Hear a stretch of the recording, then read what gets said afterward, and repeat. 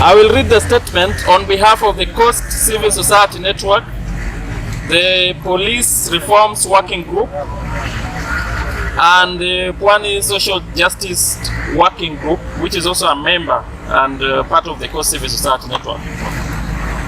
Before I read this statement, let me make an assertion that these groups and the civil society organizations you see here have been talking about extrajudicial killing in Kenya for the longest time in the history of this nation.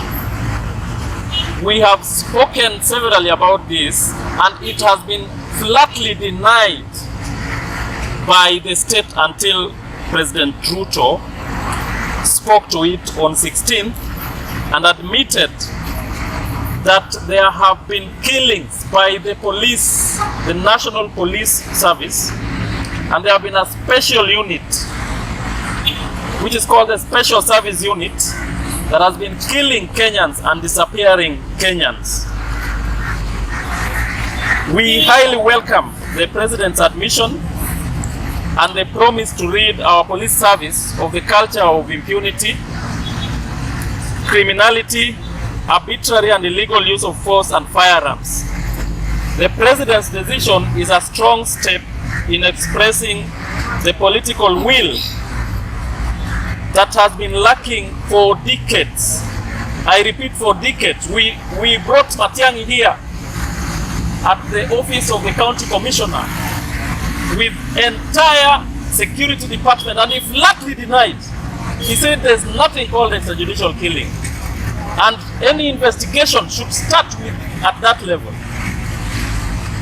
As we welcome the commitment by the President, we note that many other special units that have been accused of serious violations, like the Flying Squad and Kwekwe, have previously been disbanded without necessarily ending violations. In addition, we are aware that executions, disappearances and torture and cruel treatment are not only committed by the infamous Special Service Unit. It is important for the President to extend this action across all security and policing agencies, including Kenya Forest Services, the Kenya Wildlife Services. Tsavo National Park has been the mortuary for the coastal people being buried alive at Tsavo National Park, and there are bodies that have been extracted from that place.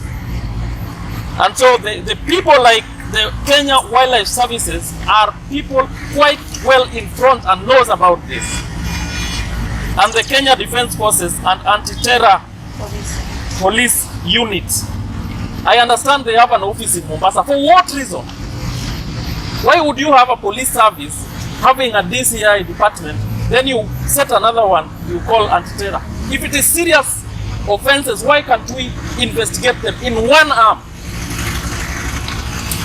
We therefore demand the disbanding of the special units, all other related units, because this is not enough, and members of the special unit be investigated and prosecuted for their individual and command roles in extortion, abductions, kidnappings, torture, extrajudicial killings and executions, enforced disappearances, which are serious crimes.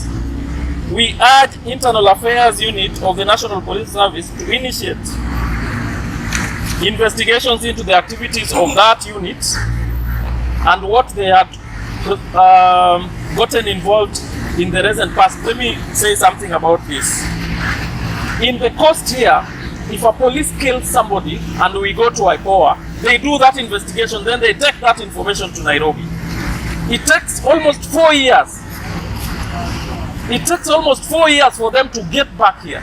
By the time 4 years are over, people, the entire witness level, people have been cleared.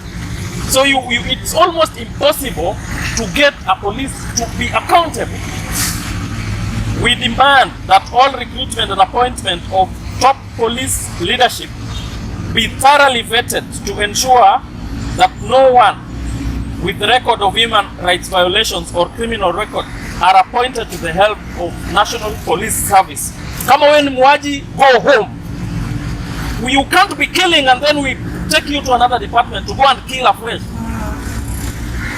We demand that the president make public the reports of the Internal Affairs Unit that triggered the disbursement of the Special Service Unit. It is vital that the National Police Service Commission fulfills its role in exercising disciplinary control over the police officers in order to prevent the creation of units that are outside the law. The Commission must take responsibility for the functions and mandate and undertake a radical transformation of the police institution and systems in Kenya. The IPOA must investigate all police officers involved in extrajudicial killings with a view of prosecuting them, and this must be done as fast as possible. Judicial and Parliamentary Commission of Inquiry be established to investigate extortion, abduction, kidnapping, torture, extrajudicial executions, and enforce disappearances. This will facilitate truth, justice, and accountability to deal with the history as the President promised. The government should issue a national apology to all families and victims of nations, those who have lost their lives, those whose families have been broken, and those whose livelihoods have been lost, and that communities that are traumatized by the lawlessness of the officers of these special units needs to get justice.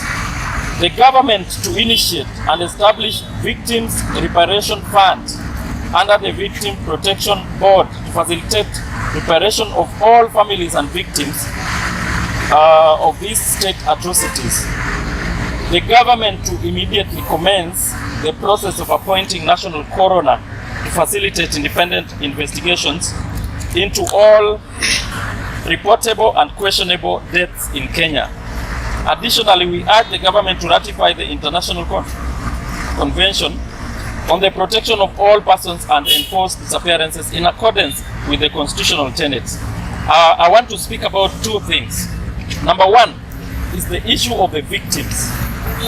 When you kill somebody, you affect the child of that person, you affect the entire family of that person. There are children and women in the coast here, and we will have an opportunity to present to you victims one of these days, so that you see with your eyes how these killings have affected people. People who do not go to school because they can't get school fees because their parents were killed. And it's killed not just by anybody, by the government that is under Article 29, supposed to protect them. Finally, we have numbers. Even though I don't like reporting deaths with numbers, but I have to tell you some of the numbers that we have. There is a website called The Missing Voices, which most of us are part of, and has verified, documented 1,264 cases since 2007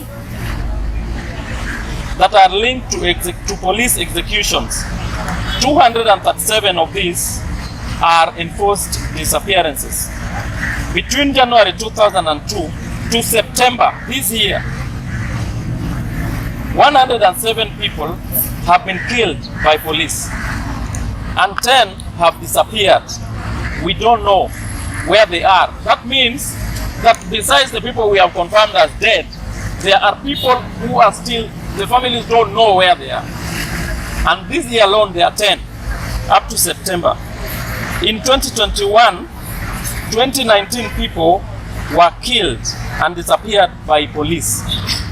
That's last year.